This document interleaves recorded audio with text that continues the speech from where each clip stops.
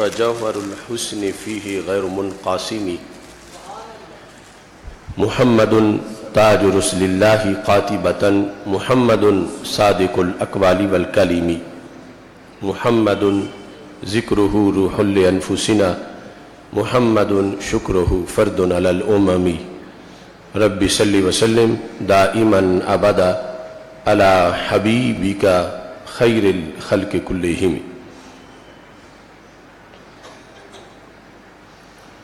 اللہ تبارک و تعالی جل جلالہ و عم نوالہ و تم برہانہ و عظم شانہ و جل ذکرہ و عز اسمہ کی حمد و ثنا اور حضور سرور کائنات مفخر موجودات زینت بزم کائنات دستگیر جہاں غم گسار زماں سید سروراں حامی بے کساں قائد المرسلین خاتم النبیین احمد مجتبی جناب محمد مصطفیٰ صلی اللہ علیہ وآلہ واصحابہ وبارک وسلم دربار گوہر بار میں ہدیہ درود و سلام عرض کرنے کے بعد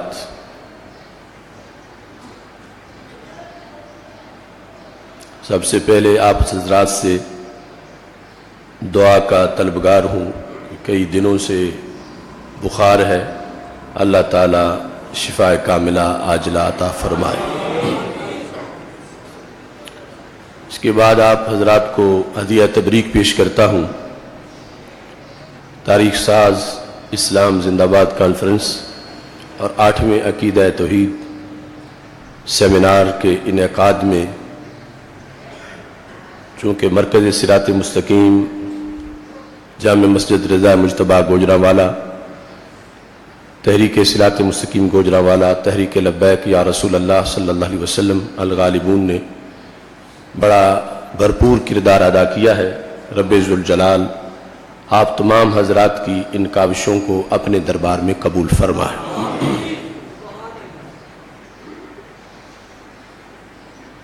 اسلام زندہ باد کانفرنس اور عقیدہ توحید سیمینار کا انعقاد یہ اللہ تعالیٰ کا خصوصی فضل و کرم ہے اور نبی رحمت صلی اللہ علیہ وسلم کی خصوصی عنایت ہے. اس کی تاریخ معین کرنے کے بعد بہت سے مشکل ترین مراحل آئے. یہ رب کا فضل ہے کہ رب ذوالجلال نے استقامت عطا کی اور بالآخر اہل سنت اہل حق کے سر مزید فخر سے بلند ہوئے. مارچ کے پہلے ہفتے میں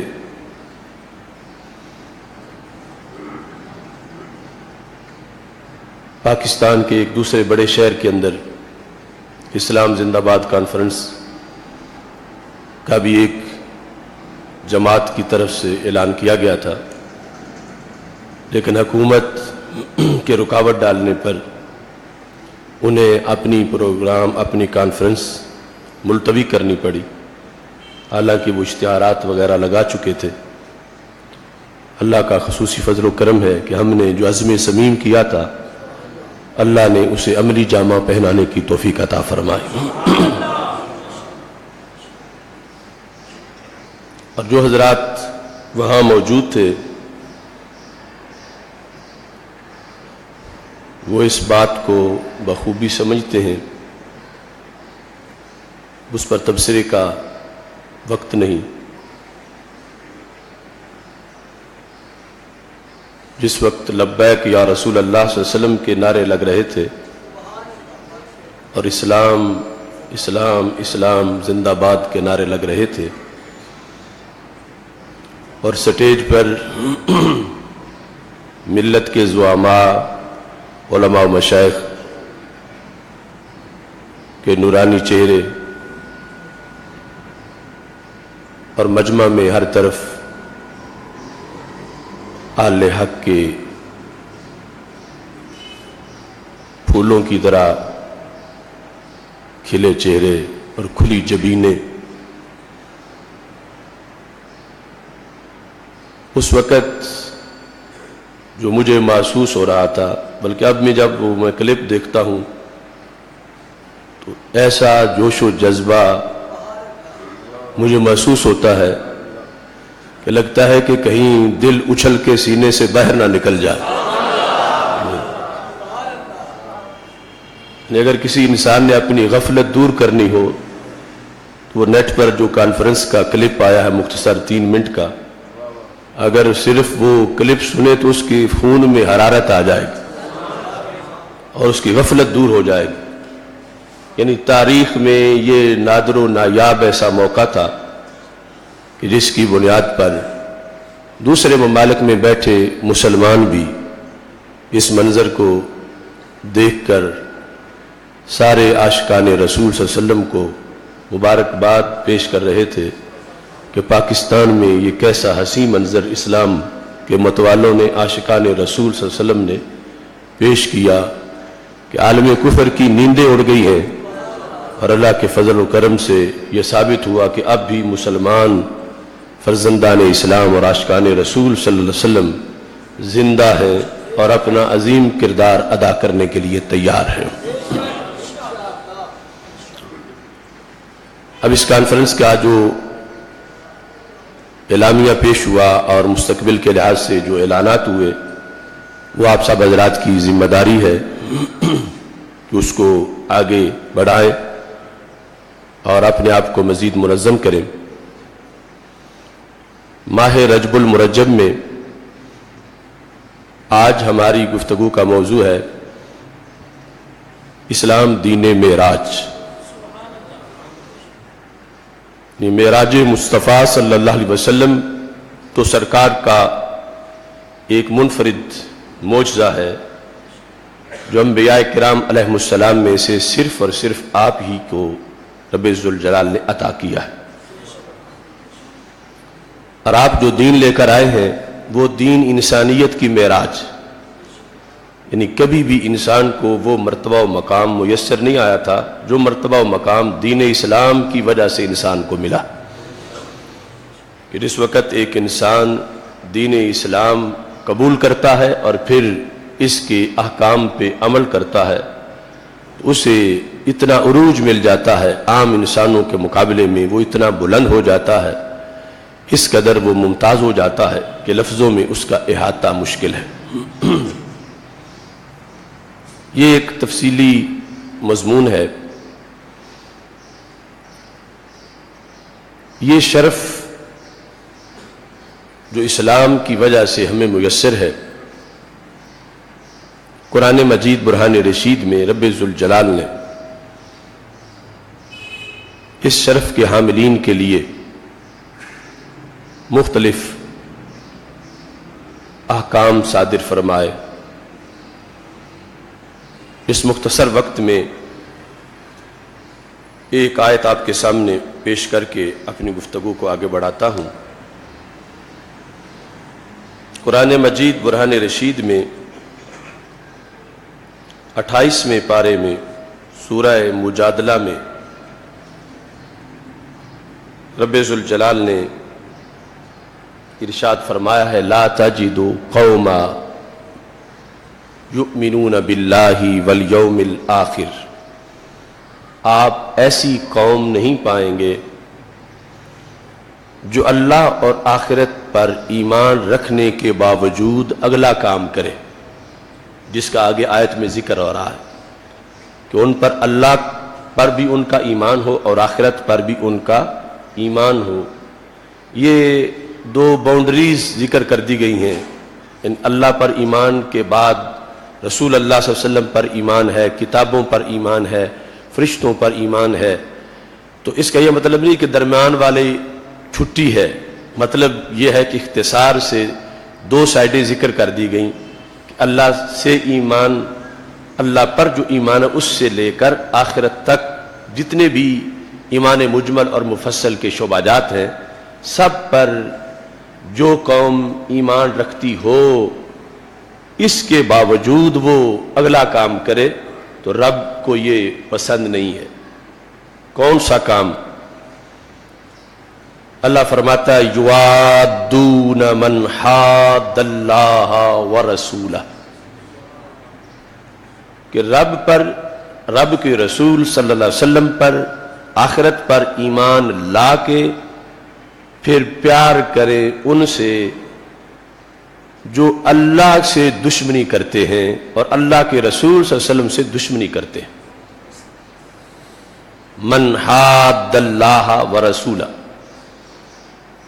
حادہ جو ہے، حادہ اس میں جو لوگ اللہ کے احکام کو پس پشت ڈالیں، اللہ کے نظام کو پس پشت ڈالیں، اللہ کے قرآن کو پس پشت ڈالیں، رسول اللہ صلی اللہ علیہ وسلم کی ناموس پہ حملے کریں، رسول اللہ صلی اللہ علیہ وسلم کے نظام اور احکام کی خلاف ورزی کریں، یہ سارے لوگ وہ ہیں جن کا ذکر من حاد اللہ ورسولہ کے اندر رب نے فرمایا۔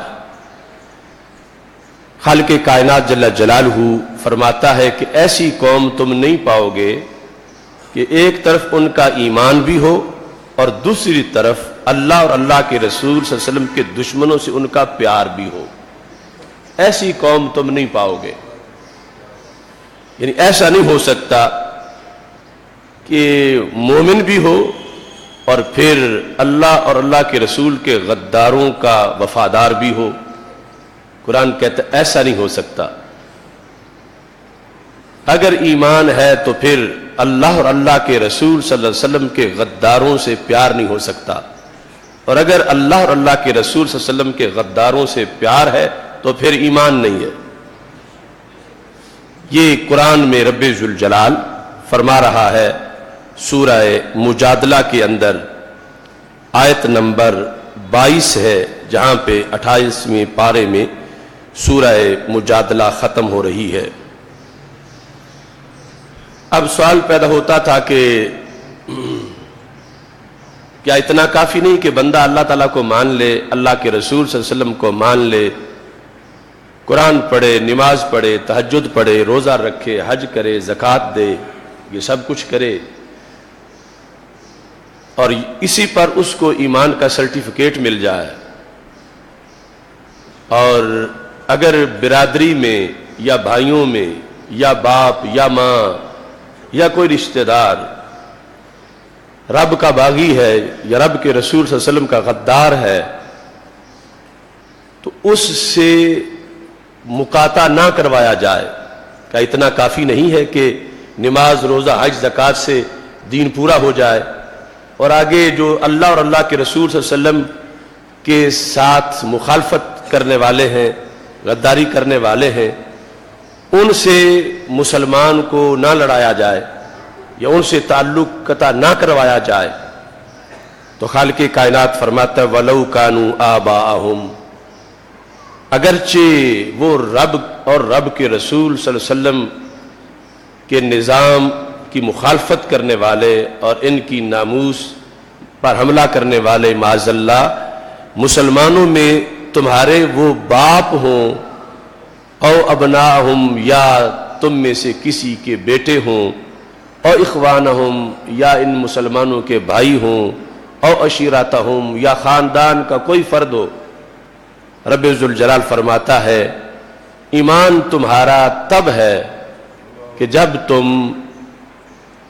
جتنے بھی حاد اللہ و رسولہ میں آ رہے ہیں ان سب سے اپنی محبت ختم کر دو گے، ان سب سے اپنا تعلق ختم کر دو گے تو پھر تمہارے ایمان کو تسلیم کیا جائے گا، ورنہ تمہارے ایمان کو تسلیم نہیں کیا جائے گا۔ یعنی یہاں ایمان کے لحاظ سے نماز، روزہ، حج، زکوٰۃ، ان چیزوں کو اس بائیکاٹ کا بدل نہیں سمجھا جا رہا کہ وہ علیحدہ کرنا پڑے گا۔ اللہ اور اللہ کے رسول کے باغیوں سے بائیکاٹ وہ علیحدہ ایک چیز ہے، نماز اس کا بدل نہیں ہو سکتی۔ کوئی کہے کہ میں پنجگانہ بھی پڑھتا ہوں، میں تہجد بھی پڑھتا ہوں، میں نوافل بھی پڑھتا ہوں، تو یہ ساری چیزیں برابر میری جو ہے وہ ان کو پیش نظر رکھ کے ادھر جو حاد اللہ و رسولہ والے جو ہیں ان کے لیے مجھے نرمی رکھنے کی اجازت دے دی جائے، تو خالق کائنات جل جلالہ نے فرمایا کہ پھر ایمان نہیں رہے گا۔ ایمان تب ہوگا کہ اللہ اور اللہ کے رسول علیہ السلام کو، آخرت کو، فرشتوں کو، کتابوں کو ماننے کے بعد اس ایمان کو برقرار رکھنے کے لیے ضروری ہے کہ من حاد اللہ و رسولہ، جس نے اللہ اور اللہ کے رسول صلی اللہ علیہ وسلم سے دشمنی کی ہے، مقابلہ کیا ہے، ان کے نظام کی مخالفت کی ہے، ان سے تم پیار نہیں کر سکتے۔ اگر تم ان سے پیار کرو گے تو تمہارا ایمان ڈیمیج ہوگا، اور ایمان جب نہیں ہوگا تو نماز نہیں ہوگی، روزہ نہیں ہوگا، حج نہیں ہوگا، زکوٰۃ نہیں ہوگی۔ اور یہ عام لوگ تو کیا، مثلا ٹرمپ ہے یا مودی ہے، تو اگر تمہارا بھائی ہو، باپ ہو، قبیلے کا بندہ ہو، جب وہ اس گندی سوچ والا ہوگا تو پھر ان سے محبت میں بھی تمہارا ایمان لٹ جائے گا۔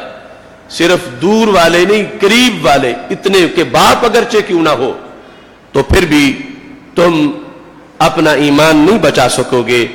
اور اگر تم اتنے پکے ہو جاؤ گے کہ یہ جو رشتے گنے ہیں ان کے مقابلے میں تم اللہ اللہ کے رسول صلی اللہ علیہ وسلم کی محبت کا جھنڈا بلند کر رہے ہو اور ان رشتوں کی پرواہ نہیں کر رہے، تو اللہ فرماتا ہے اولئک کتب فی قلوبہم الایمان،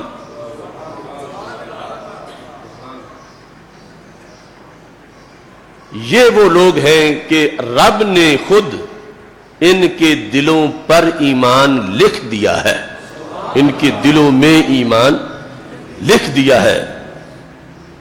کاتب فی قلوبہم الایمان، رب نے، اب رب کا لکھا ہوا پھر مٹتا نہیں ہے، اللہ نے ان کے دلوں میں ایمان لکھ دیا ہے۔ وَأَيَّدَهُمْ بِرُوحٍ مِّنْهُ، صرف ایمان لکھنے کا ہی انعام نہیں دیا بلکہ رب نے ان کی مدد بھی کی ہے جبریل علیہ السلام کے ذریعے سے۔ تو یہ مدد کا فلسفہ ہے کہ رب خود بھی کرتا ہے اور اپنے محبوبوں سے کروا بھی دیتا ہے، جو ہم نے عقیدہ توحید سیمینار میں شروع سے بیان کیا ہے کہ مدد ہونا اللہ ہونا نہیں ہے، اللہ ہونا ہے واجب الوجود ہونا اور مستحق عبادت ہونا۔ جہاں تک مددگار ہونا ہے، رب چاہتا ہے تو خود کرتا ہے، چاہتا ہے تو اپنے بندوں سے کروا دیتا ہے۔ اور حضرت حسان کے لیے ہمارے آقا علیہ السلام نے فرمایا اللہم ایدہ بروح القدس، بخاری شریف میں ہے کہ اے اللہ روح القدس کے ذریعے سے حسان کی مدد کر۔ حالانکہ رب تو کسی کا محتاج نہیں ہے، تو سرکار نے یہ لفظ اس لیے بولے کہ میری امت کو پتا چلے کہ رب کا بندہ رب کی مدد کا مظہر ہو تو وہ مدد رب کی ہوتی ہے، غیر اللہ کی نہیں ہوتی۔ کہ اے اللہ تو حسان کی مدد کر جبریل امی کے ذریعے سے بروح القدس، حالانکہ رب کن کہے تو سب کچھ ہو جائے، بیچ میں تو کسی کا وہ محتاج ہی نہیں۔ تو بتایا گیا کہ وہ کسی کا محتاج نہیں، لیکن وہ قادر مطلق وہ اللہ ہے کہ اتنا بڑا مددگار ہے کہ وہ جسے چاہے اسے مددگار بنا بھی دیتا ہے۔ وہ کسی کو اللہ نہیں بناتا مگر مددگار بنا دیتا۔ اس بنیاد پر یہاں پر یہ فرمایا وَأَيَّدَهُمْ بِرُوحٍ مِّنْهُ، کہ جو اتنے پکے ہوں کہ ان کی ایمانی قوت کے مقابلے میں ماں باپ کی محبت نہیں آ سکتی، ایمانی قوت کے مقابلے میں برادری کی محبت نہیں آ سکتی، ان کی ایمانی قوت کو ان کے بھائی کی محبت سرنگو نہیں کر سکتی۔ پر یہ وہ لوگ ہیں اللہ نے ان کے دلوں میں ایمان لکھ دیا ہے، اور رب ذوالجلال نے ان کی مدد اپنے طرف سے بروح منہ، روح کے ذریعے خالق کائنات جل جلالہ نے ان کی مدد کر دی ہے۔ اور انعام کیا ملے گا؟ وَيُدْخِلُهُمْ جَنَّاتٍ، اللہ ان کو جنات میں داخل کرے گا، تجری من تحتها الانہار، جن کے نیچے جن باغات کے نہریں جاری ہیں، خالدین فیہا، یہ لوگ جو ایمان کے اس امتحان میں پاس ہو گئے کہ رب اور رب کے رسول صلی اللہ علیہ وسلم کے دشمنوں سے پیار انہوں نے نہیں کیا، یہ پاس ہو گئے، تو اللہ ان کو جنت میں داخل کرے گا اور ہمیشہ ہی یہ جنت میں رہیں گے۔ اور ساتھ یہ ہے کہ رضی اللہ عنہم، اللہ ان سے راضی ہو گیا۔ یہ جنت داخلے کے بعد ایک اور بھی انعام ہے، اور جنت مل جائے اور رب کی رضا نہ ملے تو پھر بھی انسان محسوس کرے گا کہ رب ناراض ہے، اگرچہ جنت اس نے دے دی ہے۔ تو چونکہ ناراضگی ایک تو وہ ہے نا جو کفر کی وجہ سے ہوتی ہے، ایک اس کے علاوہ بھی ناراضگی ہو سکتی ہے، اس کی کئی درجات ہیں۔ اللہ تعالیٰ سب سے راضی رہے۔ تو یہاں پر بتایا گیا کہ صرف جنت میں داخل ہی نہیں کرے گا، اللہ ان سے راضی بھی ہو جائے گا۔ وَرَضُوا عَنْهُ، اور یہ لوگ بھی رب سے راضی ہوں گے۔ یہ سب کچھ ذکر کر کے اللہ فرماتا ہے ایک اور انعام بھی ہے، اولئک حزب اللہ، یہ رب کی پارٹی ہے، حزب اللہ ہے، اللہ والے ہیں۔ حزب اللہ یعنی جو شروع میں صفتیں بیان ہوئی کہ ایمان کے ساتھ ساتھ اللہ اور اللہ کے رسول صلی اللہ علیہ وسلم کے دشمنوں سے پیار نہیں کرتے۔ الا ان حزب اللہ هم المفلحون، سرکار دو عالم صلی اللہ علیہ وسلم کی نسبت سے جنہیں حزب اللہ ہونے کا شرف حاصل ہوا، خالق کائنات جل جلالہ ارشاد فرماتا ہے خبردار، بے شک جو رب کی جماعت ہے یہی لوگ کامیابی پانے والے ہیں۔ اس آیت کریمہ کے اندر مسلمانوں کی ہر گھڑی کی آزمائش کا ذکر ہے، جو ایمان کے بعد امت مسلمہ کی آزمائش ہوتی رہتی ہے، اور اس آزمائش میں کامیابی والوں کے لیے معراج ہے، یعنی ان کی حیثیت کے مطابق کہ خالق کائنات جل جلالہ نے ان کے لیے کتنے انعامات کا ذکر کر دیا اور کتنی بلندیوں کا تذکرہ قرآن مجید کی آیت میں ہے، جس کے لیے کسی مفتی کے فتوے کی ضرورت نہیں، خود رب ذوالجلال کا قرآن اس بات کے لیے واضح طور پر ان انعامات کا تذکرہ کر رہا ہے۔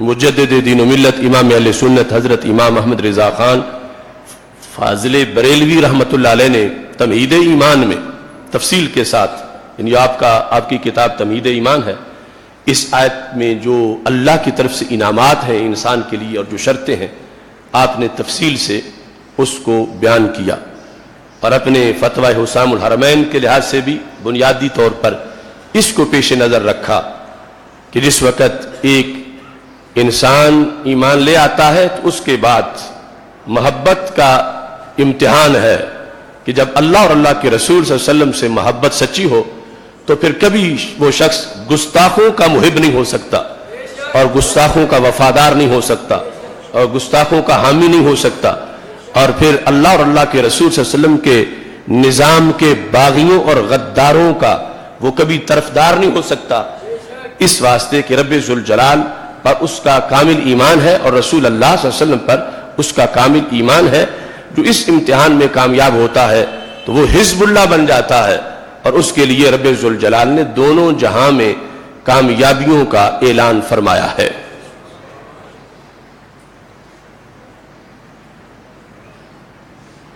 اسلام اور ایمان کے ہمراہ اہل سنت و جماعت کے عقائد اور معمولات اہل سنت، ان کا تحفظ ہم نے بارہا اپنے فہم دین کورس میں اور اس کے علاوہ بھی یہ وضاحت کی ہے کہ تصوف قرآن و سنت کی ایک خوشبو کا نام ہے، طریقت شریعت کے تابع ہے، شریعت حاکم ہے، اور پیری مریدی اور طریقت یہ محکوم ہے، ان پہ حکم جاری ہے شریعت کا۔ اور اگر کوئی پیری مریدی اور کوئی ایسی گھڑی ہوئی طریقت اور گھڑا ہوا تصوف جو قرآن و سنت سے ٹکرائے تو وہ مردود ہے۔ اس وقت تصوف پر دو طرح کے حملے، ایک حملہ منکرین تصوف کا جو تصوف کی حقیقت کا ہی انکار کر رہے ہیں اور تصوف کو تانا دیتے ہیں اور تصوف کو معاذ اللہ متوازی دین کہہ رہے ہیں کہ یہ قرآن و سنت سے ہٹ کے کوئی نیا دین ہے، اور دوسرا وہ ٹولہ جو تصوف کی آڑ میں خرافات کر رہا ہے اور تصوف کی آڑ میں شریعت سے بغاوت کر رہا ہے۔ اہل سنت کا ان دونوں ٹولوں سے کوئی تعلق نہیں ہے۔ تصوف حقیقت ہے اور اس امت کے پہلے صوفی کا نام حضرت صدیق اکبر رضی اللہ تعالیٰ عنہ۔ تصوف قرآن و سنت کی خوشبو ہے اور نبی اکرم نور مجسم شفیع معظم صلی اللہ علیہ وسلم نے صوفہ والوں کو تصوف کی حقیقت دے کر ذروں کو آفتاب بنا دیا، جس سے پوری کائنات میں وہ فیضان آگے تقسیم ہوا۔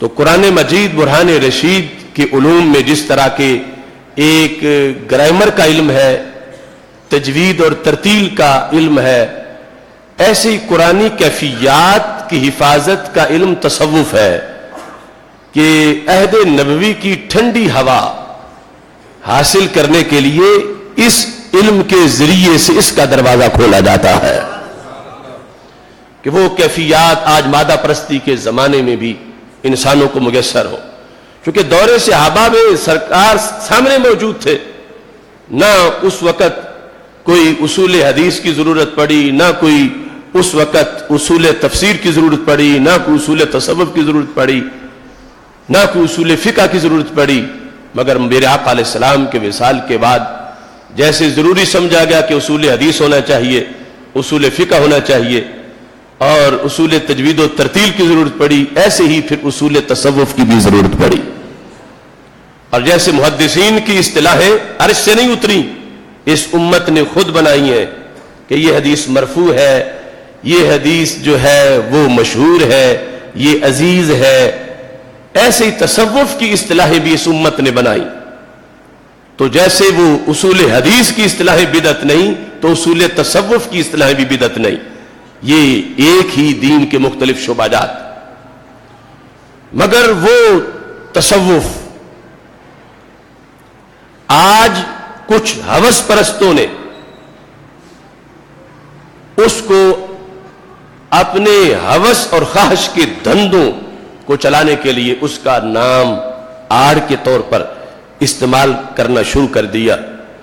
تو جتنے تصوف کے دشمن وہ لوگ ہیں جو اس کو قرآن و سنت کے خلاف ایک جدا دین کہتے ہیں، اس سے بڑھ کے دشمن یہ لوگ ہیں کہ جو اپنے خرافات کو تصوف کا نام دے کر حقیقی تصوف پر لوگوں کو بولنے کا، تانے دینے کا موقع فراہم کرتے۔ اس واسطے اس دین متی کے ہر شعبے کی حفاظت ہمارے ذمہ ہے۔ جہاں بھی ملاوٹ ہو اور جہاں بھی سرکشی ہو اس کا پردہ چاک کرنا یہ ہمارا فرض منصبی ہے۔ تو سرگودا میں ایک دربار پر ایک شخص کی طرف سے جو قتل و غارت کا سلسلہ کیا گیا، ہرگز ایسے لوگوں کا اہل سنت سے کوئی تعلق نہیں، ایسے لوگوں کا طریقت سے کوئی تعلق نہیں، ایسے لوگوں کا تصوف سے کوئی تعلق نہیں۔ یہ داغ ہے تصوف کی سفید چادر پر کہ جو معاذ اللہ تصوف کو ڈی گریڈ کرنے کے لیے غیروں نے ان لوگوں کو تیار کیا ہوا ہے، اور اس طرح کے دھندا کرنے والے ہرگز اہل سنت و جماعت کی پنیری نہیں ہے، اور نہ ہی اہل سنت و جماعت کی فصل سے یا گلشن سے ان کا کسی طرح کا کوئی دور کا تعلق ہے۔ مجدد دین و ملت امام اہل سنت حضرت امام احمد رضا خان فاضل بریلوی رحمت اللہ علیہ نے ایک میرٹ بیان کیا ہے پیر و مرشد کا. ایسا نہیں کہ جو بے روزگار ہو وہ پیری مریدی شروع کر کے روزگار چلا لے.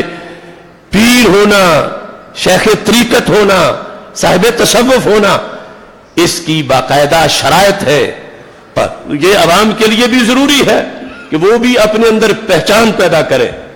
اور اس طرح کے جو فراڈیے لوگ ہیں جو تصوف اور اہل سنت کو نقصان پہنچانا چاہتے ہیں، اپنے دھندوں سے ان سے اپنے آپ کو ہمیشہ دور رکھیں. اور جہاں کوئی ایسا دھندا کر رہا ہے اس کے بارے میں پہلے سے آواز اس کے خلاف بلند کرے کہ ہرگز اس شخص کا اہل سنت سے تعلق نہیں ہے، اور نہ ہی عوام کو ادھر جانے دے اور عوام کی رہنمائی کا کردار ادا کرے. اس واسطے کہ نبی اکرم نور مجسم شفیع معظم صلی اللہ علیہ وسلم نے ارشاد فرمایا ہے کہ جب امت میں بگاڑ آ رہا ہو اس وقت جو ایک سنت کو زندہ کرتا ہے رب ذوالجلال اس کو 100 شہیدوں کا ثواب عطا فرماتا ہے. تو دوسری طرف خودکش بمبار ہے، دھماکے کرنے والے ہیں، روافض ہیں، خوارج ہیں، اور یہ ان کے ہرکارے ہیں، ان کے پروردہ.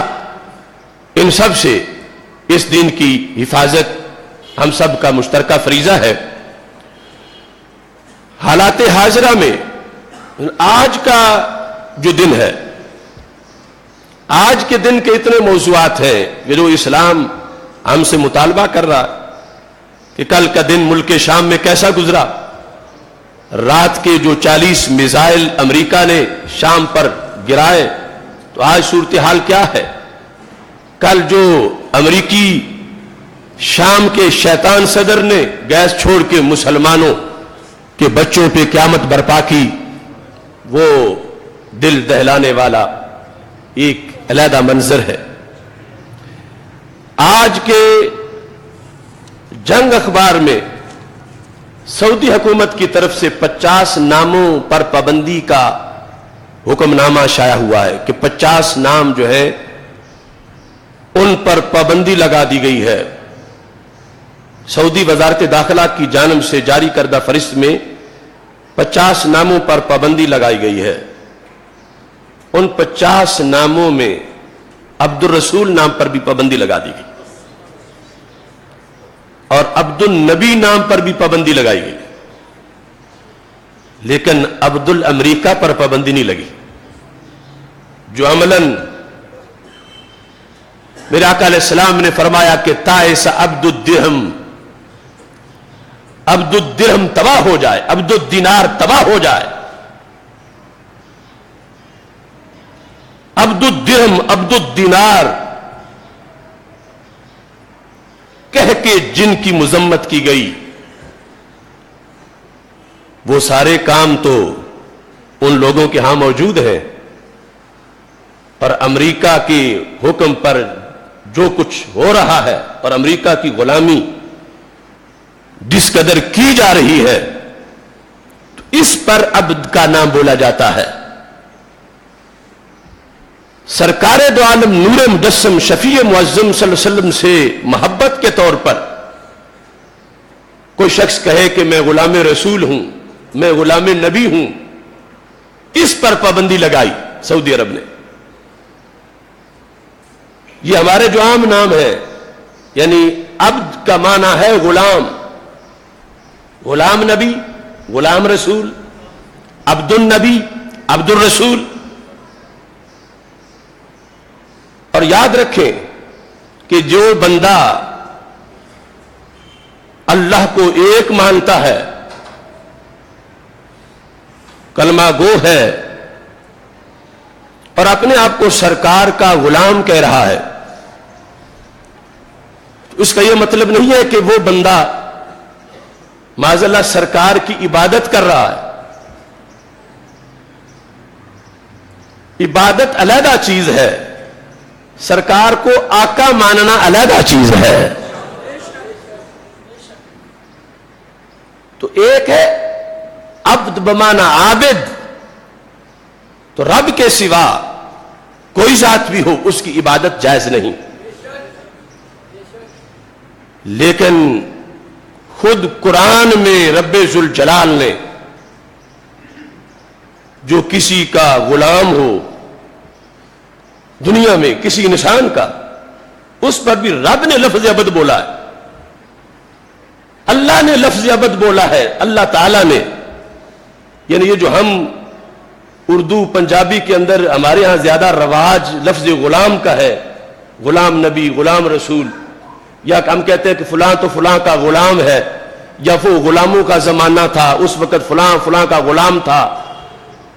تو اس معنی میں جو کسی کا زر خرید غلام ہوتا ہے، یا جو کسی کا غلام بن جاتا ہے کہ وہ میرا آقا ہے، میں اس کا غلام ہوں، تو رب ذوالجلال نے اس پر قرآن میں لفظ عبد کا اطلاق کیا ہے. اب غلام محمد کا یہ مطلب نہیں ہے کہ یہ بندہ محمد صلی اللہ علیہ وسلم کی عبادت کرنے والا ہے. غلام رسول کا یہ مطلب نہیں ہے کہ یہ بندہ رسول صلی اللہ علیہ وسلم کی عبادت کرنے والا ہے. غلام نبی کا یہ معنی نہیں ہے کہ یہ بندہ نبی صلی اللہ علیہ وسلم کی عبادت کرنے والا ہے. یا کہا جائے کہ یہ زید کا غلام ہے تو مطلب وہ یہ زید کی عبادت کرتا ہے، یہ خالد کا غلام ہے تو یہ خالد کی عبادت کرتا ہے، ایسا ہرگز نہیں. تو غلام سے اونچا لفظ ہے لفظ عبد، جو تاریخ میں عبد الرسول، عبد النبی نام باقاعدہ امت میں رہے ہیں ہر صدی میں، اور سینکڑوں نہیں ہزاروں رہے ہیں. اور اصل اس کی خود قرآن مجید میں موجود ہے کہ رب ذوالجلال نے اپنے ایک بندے کو دوسری کی طرف نسبت کرتے ہوئے اسے اس کا عبد کہا، خود رب نے کہا ہے. تو جب قرآن نے پابندی نہیں لگائی تو کوئی حکومت کیسے پابندی لگا سکتی؟ قرآن مجید برہان رشید میں خالق کائنات جل جلالہ کا فرمان ہے سورہ نور کے اندر، رب ذوالجلال نے فرمایا وَأَنْكِحُوا الْأَيَامَ مِنْكُمْ، جو تم میں سے ایامہ ہے تم ان کی شادی کرو، وَالصَّالِحِينَ مِنْ عِبَادِكُمْ وَإِمَائِكُمْ، فرمایا جو تمہارے عباد ہیں، من عبادکم، یہ لفظ صرف میں سورہ نور سے تمہارے سامنے پیش کر رہا ہوں کہ رب ذوالجلال جب کچھ لوگوں کو کہہ رہا تھا کہ جو تمہاری نگرانی میں بچے جوان ہو گئے تم ان کی شادیاں کرو، انکحو، تم ان کے نکاح کرو، شادیاں کرو. کس کس کی؟ ان میں ذکر کرتے فرمایا من عبادکم، عباد جمع ہے عبد کی، عباد کس کی جمع ہے؟ عبد کی. عباد عبد کی جمع ہے، اور کم ہے ضمیر، یعنی جس میں رب ذوالجلال ساری امت کو خطاب کر رہا، جو اس وقت کے مسلمان تھے، جو آج کے مسلمان ہیں، کہ کہیں اگر کسی کا کوئی غلام ہے اور وہ شادی کی عمر کو پہنچ گیا تو رب فرما رہا ہے تم اس کی شادی کرو. کس کی؟ جو تیرا غلام ہے، جو تیرا عبد ہے. تو اب عباد عبد کی جمع ہے. کس کا عبد؟ رب فرماتا تمہارا عبد. کم ہے نا، کم ضمیر، عباد کم، تمہارے عباد، تمہارے عباد. اب تمہارے میں زید بھی ہے، عمر بھی ہے، بکر بھی ہے. تو جب قرآن ایک انسان کو عبد زید کہے، عبد عمر کہے، عبد بکر کہے تو شرک نہ ہو، تو اگر کسی کو عبد رسول کہے تو پھر شرک کیسے ہو جائے گا؟ یعنی دیکھو نا، قرآن میں جب رب فرما رہا ہے من عبادکم، من عبادکم، یعنی من عباد اللہ نہیں ہے یہاں پر، من عبادکم، جو تمہارے عباد ہیں. اب تمہارے میں یہاں پر رب کہہ رہا ہے جو تمہارے ہیں، تو تمہارے میں یہاں رب ذوالجلال اپنا نام نہیں لے رہا، ورنہ کہتا من عبادی، جو میرے عبد ہیں. کہ من عبادکم، اور یہ کم اور یا کسی کی طاقت نہیں کہ کم کی جگہ یہاں یا لگائے. حالانکہ جو زید کا غلام ہے بندہ رب کا ضرور ہے، لیکن رب کہتا ہے من عبادکم، من عبادکم. اب کم میں ہر کسی کا نام آ جائے گا، زید، عمر، بکر، خالد.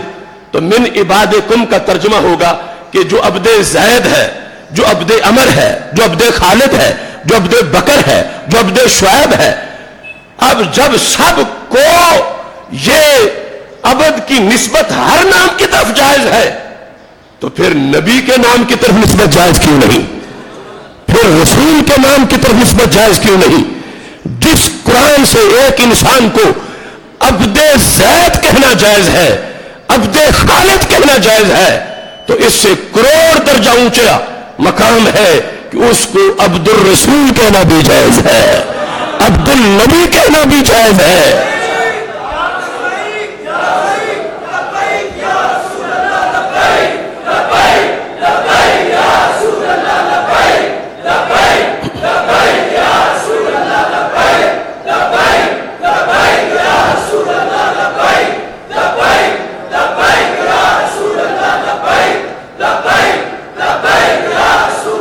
تو محتشم صاحب حضرات، سورہ نور پارہ نمبر 18 آیت نمبر 22 لفظ ہے من عبادکم، عباد عبد کی جمع ہے، اور عبد کو رب نے منسوب کیا ہے یا بندوں کی طرف کہ فلاں فلاں کا عبد۔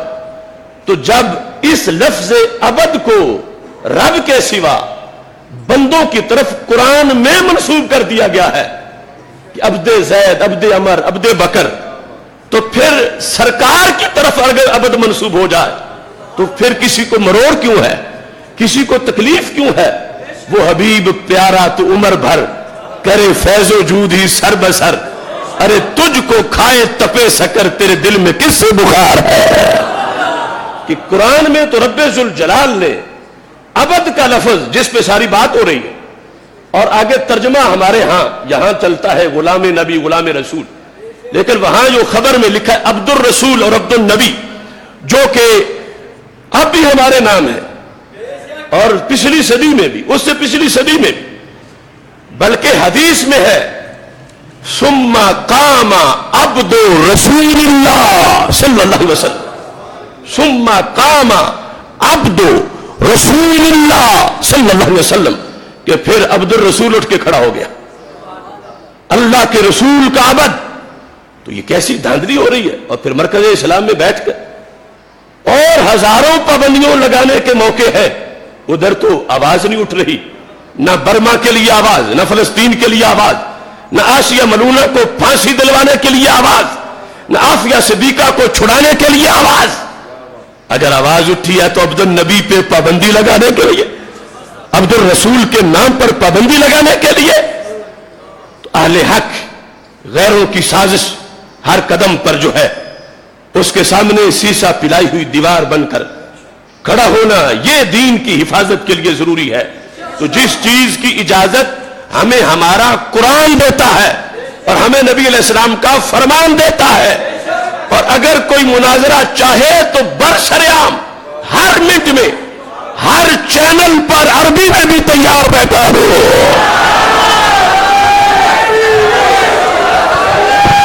نعرہ تکبیر، نعرہ رسالت، ملکار ہے ملکار ہے، ملکار ہے ملکار ہے، نعرہ رسالت، نعرہ رسالت، لبیک لبیک لبیک یا رسول اللہ، لبیک لبیک لبیک یا رسول اللہ، لبیک لبیک لبیک، نعرہ رسالت۔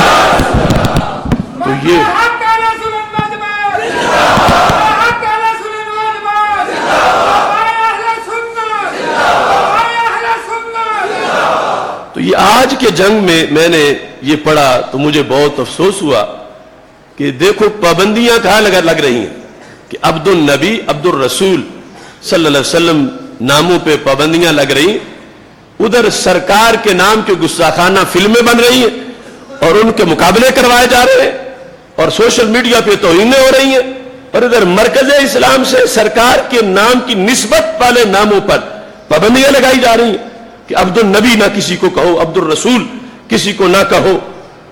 یہ برباد گلستہ کرنے کو بس ایک ہی الو کافی ہے، ارشاخ پہ الو بیٹھا ہو، انجام گلستہ کیا ہوگا؟ اب دیکھیے یہ نیا اخبار آج کا، اس میں کیا لکھا ہے؟ لکھا ہے قرآن میں شراب منع نہیں۔ ظفر اللہ بیرسٹر ظفر اللہ کا بیان، یہ اس پاکستان میں آج نیا اخبار جمعرات کا ہے یہ، اور یہ جنگ آج کا ہے، اور اس میں پھر مزید کئی لوگوں کے اوٹ پٹانگ بیان شامل ہیں۔ اس پاکستان کے اندر، چونکہ پاکستان کی سندھ کی حکومت نے شراب خانے کھولے ہوئے ہیں، اجازتیں دی ہوئی ہیں، اب وہ اس کے لیے فضا ہموار کر رہے ہیں۔ یہ کیسے جانور قسم کے لوگ ہیں کہ جو چینلوں پہ بیٹھ کر، ایوانوں پہ بیٹھ کر یوں بک بک کر رہے ہیں۔ اگر ہم چپ رہے، نہ بولے، تو پاکستان کا اسلامی تشخص اور یہاں دین اسلام کا جو معاملہ ہے، کتنے شدید حملے ہو جائیں گے۔ اس واسطے جو بھی ٹکراتا ہے قرآن سے، سنت سے، ہمارے اسلام سے، وہ کوئی بھی ہو، ہم اس کی کوئی پرواہ کرنے والے نہیں ہیں۔ جو جھوٹا ہے وہ جھوٹا ہے، جس نے غلط کہا اس نے غلط کہا، کیونکہ ہم نے وفا کرنی ہے گنبد خضرا کے مکین صلی اللہ علیہ وسلم سے۔ اس سلسلہ میں مزید میرے دل میں اس بات کی بڑی چبھن ہے کہ بر صغیر پاک و ہند میں اسلام پھیلایا ہے ولیوں نے، اور اس کا بہت بڑا سہرا ہے حضرت خواجہ غریب نواز رحمت اللہ علیہ کے ساتھ۔ ان کے عرص مقدس کی تقریب ہم نے بھی اگلے دن منعقد کی، پوری امت کر رہی ہے، اور یہ تقریب منعقد کرنے والے احسان نہیں کر رہے، بلکہ اس مرد حق کا احسان ہے کہ اس نے یہاں سے کفر و شرک کے اندھیرے دور کیے اور لاکھوں کو دولت ایمان سے مالا مال کیا۔ ان کے جو موجودہ سجادہ نشین، جن کا نام بھی اخبار میں آیا، نوا وقت میں آج پھر آیا ہوا ہے، پھر یہ بھی آیا کہ ان کو سجادہ نشینی سے وہاں بڑے بھائی جو انہوں نے ہٹا بھی دیا۔ ہمارے دل میں ان کی بڑی قدر و منزلت ہے کہ وہ حضرت خواجہ غریب نواز رحمت اللہ علیہ کے سجادہ نشین ہیں، مگر انہوں نے جو بیان دیا ہے وہ بیان درست نہیں ہے۔ گائے کے گوشت کے بارے میں کہ ہندوستان میں اس پر پابندی لگا دی جائے، اور خود کہا کہ ہم نہیں کھائیں گے، اور مسلمان جو ہے وہ ہندوؤں کے جذبات اور کا احترام کرتے ہوئے گائے ذبح کرنا چھوڑ دیں، اور پھر یہ تاثر دیا کہ چونکہ حالات بڑے سخت ہیں، انتہا پسند ہندو ہیں اور وہ یہ کر رہے ہیں وہ کر رہے ہیں۔ اس پر ہندوستان میں بھی بہت زیادہ اس بیان پر ہلچل مچی، تو ہم ان سے آج کے اس اجتماع کی وساطت سے درخواست کر رہے ہیں کہ وہ یہ اپنا بیان واپس لیں، کیونکہ یہ غیر شرعی بیان ہے، اور اس سے وہاں ہی نہیں یہاں بھی مسلمانوں کو ٹھیس پہنچی ہے۔ ہم تو اس پہ رو رہے تھے کہ علماء دیوبند اس سے پہلے جو انہوں نے فتویٰ دیا، کیوں دیا انہوں نے؟ دیوبند باقاعدہ فتویٰ دے چکا ہے کہ گائے کی قربانی نہ کی جائے۔ یہ فتویٰ کئی سالوں سے وہ دے رہے ہیں کہ گائے کی قربانی بند کی جائے، کہ اس سے ہندوؤں کے جذبات کو ٹھیس پہنچتی ہے۔ اور ہم حق پرستوں نے تو ہمیشہ جو شاعر ہیں اسلام کے ان پہ پہرا دیا ہے۔ اس سلسلہ میں بطور خاص میں حضرت سجادہ نشین صاحب کے لیے یہ مکتوبات امام ربانی پیش کر رہا ہوں۔ یعنی آج سے بڑے گمبھیر حالات تھے جب اکبر بادشاہ ہندوؤں اور مسلمانوں کو مکس کر کے نیا دین الہی بنا رہا تھا، نیا دین ایک، اور اس وقت حالات بہت زیادہ گمبھیر تھے۔ آج وہ صورتحال نہیں، اور یہ دین بدلتا نہیں، حالات جیسے بھی ہو جائے۔ دین کے احکام ایسے ہے ہی نہیں کہ وہ حالات کے بدلنے سے دین بدل جائے۔ سجادہ نشین ان سے ادب و احترام سے درخواست کر رہا ہوں، لیکن اس کمینے مودی کو یہ کہنا چاہتا ہوں کہ جس نے گائے ذبح کرنے اور گوشت کھانے والوں کے لیے سزاؤں کا اعلان کیا، تو میں منبر رسول علیہ السلام پہ بیٹھ کر پورے اعتماد سے کہتا ہوں کہ اگر انڈیا میں ایسی سزائیں دی گئیں تو پھر انڈیا سے ایک نیا پاکستان عرض وجود میں آئے گا۔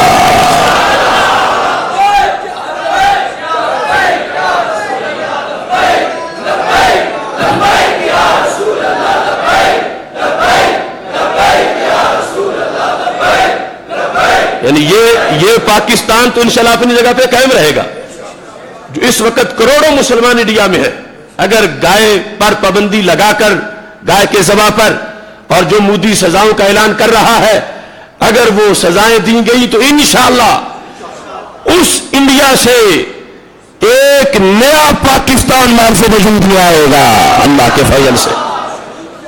اور یہ سزائیں اہل حق کو جذبوں سے روک نہیں سکتی. ایسے ہزاروں مودی اپنی آگ میں جل جائیں گے اور اسلام کا پرچم پھر بھی سر بلند ہوتا رہے گا. مکتوبات شریف میں حضرت مجدد الفسانی کا، چونکہ بہت بڑے آپ صوفی ہیں اور آپ نے صوفیوں کو نصاب دیا ہے کہ صوفی کس انداز میں شریعت نبھائیں اور شریعت بتائیں. مکتوب نمبر 81 ہے، حصہ دوم. آپ نے اس خط کے اندر یہ لکھا، حضرت مجدد الفسانی فرماتے ہیں: غربت اسلام نزدیک بیک کرن است بر نہج قرار یافتہ است. کہ 1 صدی ہو گئی ہے بر صغیر میں کہ اسلام اتنا غریب الوطن ہو گیا ہے کہ اہل کفر بمجرد اجرائے احکام کفر برملا در بلاد اسلام راضی نمی شوند. کہ جو کافر ہیں وہ مسلمانوں کے ملکوں کے اندر صرف برملا کفر کے احکام جاری کرنے پہ راضی نہیں ہوتے، می خہند کے احکام اسلامیہ بالکلیہ زائل گردن. وہ چاہتے ہیں کہ کلی طور پر اسلامی احکام زائل ہو جائیں معاذ اللہ. یعنی پہلا جرم کر کے رکتے نہیں، اس سے اگلا بھی کرنا چاہتے ہیں. پہلا کیا ہے کہ وہ احکام کفر برملا مسلمانوں کے ملکوں میں جاری کر رہے ہیں. یعنی بر صغیر کو مجدد صاحب نے مسلمانوں کا ملک مانا، ملک کہا کہ اس میں اہل کفر برملا کفر کے احکام جاری کر رہے ہیں. اور پھر صرف اپنے احکام جاری کر کے بریک نہیں لگا رہے، بلکہ چاہتے ہیں کہ احکام اسلامیہ بالکلیہ زائل گردن، کہ یہاں سے احکام اسلامیہ بر صغیر سے معاذ اللہ کلیہ طور پر زائل ہو جائے. یہ کافر چاہتے ہیں بر صغیر میں. وَأَسْرِ از مسلمانہ و مسلمانی پیدا نہ شود. وہ چاہتے ہیں کہ مسلمانوں کا نام و نشان بھی نہ ہو یہاں پہ معاذ اللہ. وَكَار را تبار سرحد رسانی دان. کا کام ان کا کافروں کا سازشوں کا یہاں تک پہنچ گیا ہے کہ اگر مسلمانیں اب شعار اسلام اظہار نمایت با قتل می رسد، اگر کوئی مسلمان اسلامی شعار ظاہر کرتا ہے تو اسے قتل کر دیا جاتا ہے. یہ حالات بیان کر رہے ہیں مجدد صاحب کہ اگر کوئی مسلمان اسلامی شعار اسلامی علامت بر صغیر میں ظاہر کرتا ہے تو اس کو قتل کر دیا جاتا ہے. صرف ڈنڈے نہیں مارے جاتے، قتل کر دیا جاتا ہے. یہاں تک صورتحال ہے. تو اسلامی شعار کیا تھا جس پہ قتل ہوتا تھا؟ مجدد صاحب کے اگلے جملے میں ہے کہ مسلمان گائے ذبح کرتے تھے تو کافر ہندو مسلمانوں کو شہید کر دیتے تھے. تو مجدد صاحب نے لکھا: ذبح بقرہ در ہندوستان از اعظم شعار اسلام است. ذبح بقرہ، گائے کو ذبح کرنا، در ہندوستان، ہندوستان میں، از اعظم شعار اسلام است، کا اسلام کی بڑی نشانیوں میں سے ایک نشانی گائے کو ذبح کرنا ہے. اسلام کی بڑی نشانیوں میں سے اعظم، یعنی یہ بتایا کہ اگر گائے کے ذبح پر رکاوٹ نہ ڈالی جاتی تو پھر جیسے عام دیگر جانوروں میں سے ایک جانور گائے بھی ہے تو ہم اس کی زیادہ زور نہ دیتے کہ گائے ذبح کرو، گائے ذبح کرو. ہم کہتے روٹین میں جیسے کوئی حلال جانور ذبح کر لو.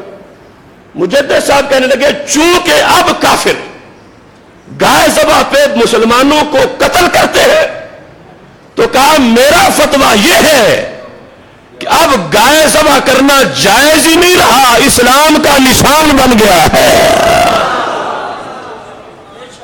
جب کافر روک رہے ہیں تو پھر اب عام حالات جیسا گائے کا ذبح نہیں رہا. عام حالات میں گائے ذبح کرنا، بکری ذبح کرنا، بھینس ذبح کرنا ایک عام روٹین ہے کہ جائز کاموں میں سے ایک جائز کام ہے. اب واجب کام ہے، اب فرض کام ہے، اب یہی ذبح کرو، اب اسی کی قربانی دو. اب ہندوستان میں یہ واضح کرو کہ ہم گائے ذبح کو واجب قرار دے رہے ہیں، اس واسطے کہ ہمارے دین کے جائز کام پر کوئی پابندی لگائے تو ہم اس کے رد عمل میں یہ بتائیں گے کہ یہ صرف جائز نہیں رہا. جائز کام پر جب کوئی پابندی لگے، کوئی جلائے، ہماری شریعت کہتی ہے وہ جائز سے واجب بن جاتا ہے، جائز سے فرض ہو جاتا ہے. تو حضرت مجدد الفسانی کا مکتوب شریف میں اجمیر شریف کے سجادہ نشیر صاحب کو بھیج رہا ہوں کہ آپ نظر ثانی فرمائیں اپنے موقف پر کہ یہ بر صغیر پر پہلی بھی بڑی کالی راتیں آئے ہیں، مگر کالی راتوں کا مقابلہ اندھیروں نے نہیں کیا، سویروں نے کیا ہے. اور ان سویروں میں یہ فتویٰ ہے حضرت مجدد الفسانی کا، اور میں ہو بہو وہ عبارت پڑھ کے پیش کر رہا ہوں کہ انہوں نے بتایا کہ حالت یہ ہے کہ گائے ذبح کرنے پر ہمارے بندے قتل ہو رہے ہیں. تو مجدد صاحب نے کہا ہم یہ نہیں کہ گائے پہ پابندی لگائیں، ہم گائے کے ذبح کو اسلامی شعار قرار دے رہے ہیں، یہ اسلامی علامت ہے، اسلامی شعار ہے. مجدد صاحب نے گائے کے ذبح کو واجب قرار دیا تو دو قومی نظریہ پھولا اور وہ پھلا، اور اس کے نتیجے میں پاکستان مرد وجود میں آیا.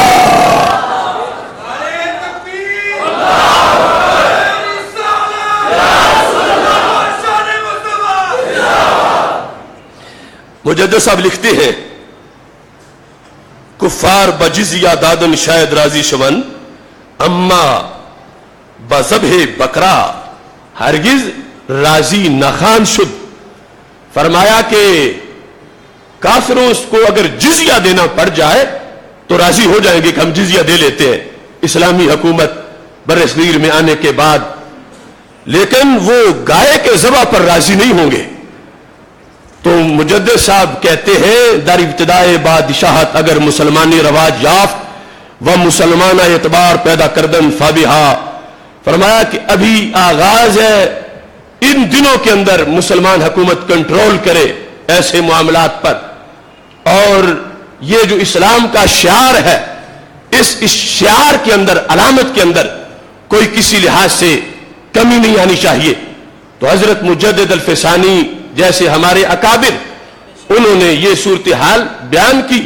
اب کہاں یہ کہ فتویٰ ہو کہ کفار کے مقابلے میں رد عمل کے طور پر اس کو واجب سمجھا جائے، اور کہاں یہ کہ مسلمان خود ہی پابندی لگانا شروع کر دے کہ ہم ساری زندگی گائے کا گوشت نہیں کھائیں گے، ہم ہندوؤں کو راضی کرنے کے لیے گائے کا گوشت چھوڑ دیں گے. تو ہمیں اللہ اور اللہ کے رسول علیہ السلام کی رضا کا حکم دیا گیا.